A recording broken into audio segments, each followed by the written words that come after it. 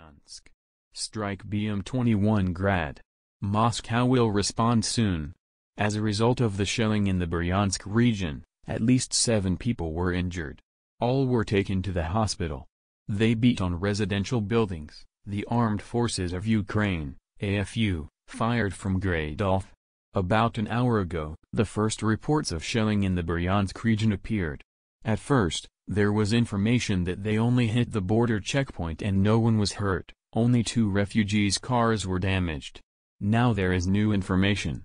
Attacks were also made on residential buildings. They fired from the Ukrainian side. There is no doubt, the shelling of the civilian population is carried out by the Armed Forces of Ukraine. The governor of the Bryansk region, Alexander Bogomaz, confirmed that there were casualties as a result of the shelling. He also added that the fire was fired by the Armed Forces of Ukraine.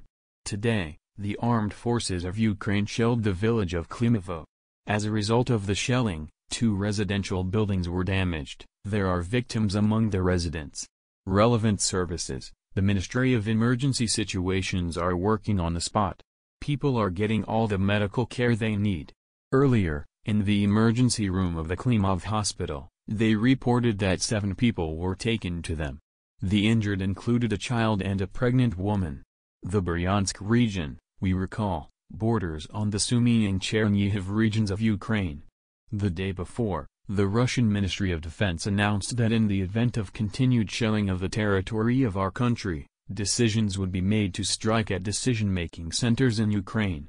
Among other things, it was not ruled out that high-precision strikes would hit targets in Kyiv, although earlier they refrained from such steps.